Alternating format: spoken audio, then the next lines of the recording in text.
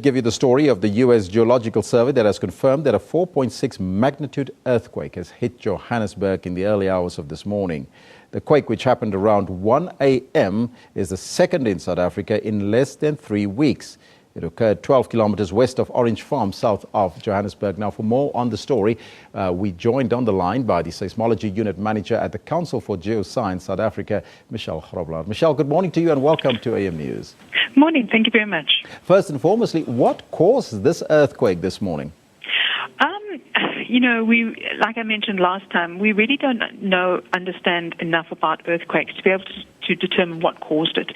Earthquakes are really, there are stresses that build up in the crust, and these stresses need to be released, and that's what we feel is this earthquake, or measure as an earthquake. At the same time, however, we do realize that this event occurred in a gold mining region, so we do realize as well that the mining activities, especially over the past 100 years, do also contribute to the stresses in the Earth's crust. But to now try and point a finger at who is who was at fault or whatever like that, it is very difficult to determine because we don't understand enough. We don't have enough history as well to prove either way. So it's always a difficult question to answer. There were suggestions and some reports that suggested that the first earthquake was caused because of the mining companies in that area in Orkney. So you are saying that this one is probably not the case, or not? Well, even the one in Orkney, it's very difficult to prove. Like I said, with all these earthquakes, we don't have enough historical information before the mining started, so we cannot prove that the seismicity increased in that region. We do know there are lots of faults in these regions. That's main reason why they're mining there. So we do know there's lots of faults in there. So we don't know what the natural seismicity was like before they actually mined. We've only been monitoring the seismicity in the country since basically early 1970s. So it's very difficult now to prove with absolute certainty what actually caused it. But like I said, it has been proven across the world that also mining can create stress, especially if it's been over, like in South Africa, for over 100 years. So that is that is also quite a common thing as well. Again, to try and prove it with certainty would be very difficult to do. Now, which other areas were affected despite Orange Farm south of Johannesburg? Well, we actually located the event.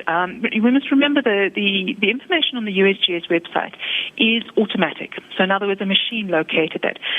Thus far, as I know, they have not had an analyst look at the event yet. So we have a very similar system. We also have automatic locations. But now we've managed to get our analysts to look at the event, and we have located it at a magnitude of 3.8.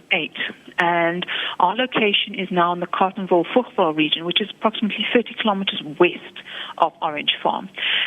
In fact, thus far we've located a magnitude of 3.8 at 1:14, and then there was an aftershock 1 minute after that at a 3.2, and then 1 minute after that aftershock, there's another aftershock of a magnitude 2, all in the same region. Now, a magnitude 3.8, one wouldn't expect much damage or far away from this event, and one wouldn't expect it to be felt quite that far. And I think the reports that I'm hearing thus far, it hasn't actually been felt as widely, of course, as the one on the 5th of August, which makes me think that it's not a 4.6, that it's more likely to be a 3.8. And a 3.8, like I said, we can expect damage, but more closer to the epicenter, and probably even underground. Very unlikely for damage to be felt further than from the epicenter, really. So your magnitude differs from the U.S. Geological Survey. The question that I want to pose is, why did they announce it first and confirming that 4.6, and then only afterwards South Africa? Okay, that is a question I do get asked regularly. The main reason, they have designed their system around this. We are still in the process of designing our system around rapid response, but they've had this designed it for many years now. So, like I said, we do also have something similar, which we've just recently started up. So it would probably be on the internet very soon, which we'd like to also start doing, so that we can also inform the South African public as soon as we receive an event. But again, it will be an automatic location, just like the USGS one.